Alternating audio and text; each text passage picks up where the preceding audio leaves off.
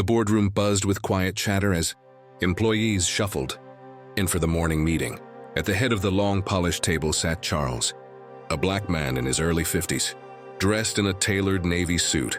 He carried himself with calm authority. Few in the room knew it yet. But Charles wasn't just another executive. He was the founder, the visionary and the billionaire owner of the company. Across the table, two young white managers whispered to each other. One smirked. "Who invited him?" He muttered under his breath. "Looks like he wandered in from the wrong office." The other chuckled. "Probably some consultant. Let's just hope he doesn't slow us down." Their words carried enough for others nearby to hear. Some looked uncomfortable but said nothing. Charles caught the exchange, though he didn't flinch. Instead, he simply folded his hands on the table, waiting for the meeting to begin. The CEO, appointed years after, Charles stepped back from day-to-day operations, cleared his throat. "Today we're discussing expansion plans. We have an important guest with us."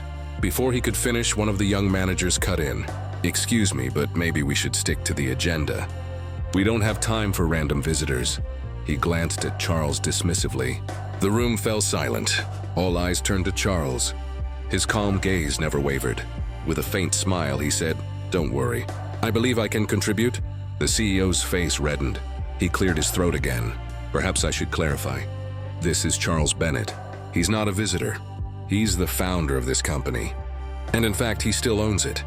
A stunned hush spread across the room. The managers who had mocked him froze, their smirks vanishing instantly. One stammered, You're the owner?" Charles nodded politely. "That's right. This company started in my garage 25 years ago.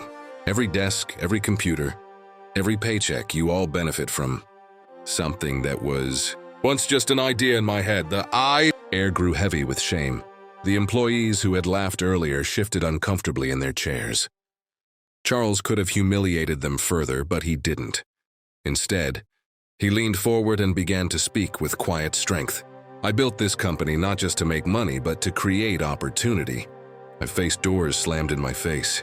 I've been told I didn't belong. I've been underestimated more times than I can count. And yet here we are, together, in this room, discussing the future of something we've all helped to build." His words carried weight. Everyone listened. Even the managers who had mocked him couldn't look away. Charles paused, then added, "Now, when you dismissed me a few minutes ago, I could have walked out angry. But that's not how we grow. Growth comes when we recognize our blind spots, when we confront the assumptions that hold us back." The young managers lowered their heads. They looked like schoolboys caught misbehaving. Charles, however, didn't speak with anger. He spoke with compassion. "Let me share something personal," he continued. "When I was your age, I applied for a job at a tech company. I had the skills, I had the ideas, but I was laughed out of the interview because of how I looked. That rejection fueled me. It made me determined to build something where talent, not prejudice, decided success." The room was silent except for the hum of the air conditioner. Some employees had tears in their eyes. Charles leaned back, his expression kind but firm. "So when you look at me and assume I don't belong, remember this: every assumption is a wall. And walls can either box us in or be torn down. I choose to tear them down." One of the managers finally spoke, his voice soft. "Mr. Bennett, I'm sorry. I judged you before I knew who you were. That was wrong." Charles nodded gently. "Apology accepted. But don't apologize to me alone. Apologize through your actions. See every colleague, no matter their background, as someone who belongs here. That's how we succeed." The tension broke. The room felt lighter. People exchanged looks of respect toward Charles. The managers who had mocked him seemed humbled, as if a weight had been lifted by his grace. From that day on, something changed in the company. Meetings grew more inclusive. New voices were heard. Ideas once brushed aside found support. And the managers who had once mocked Charles became some of his strongest advocates, working harder than ever to prove they had learned from their mistake. As for Charles, he continued to lead with the same quiet wisdom. He didn't need to flaunt his wealth or his title. His greatest power was the ability to inspire others, to turn moments of prejudice into lessons of humanity.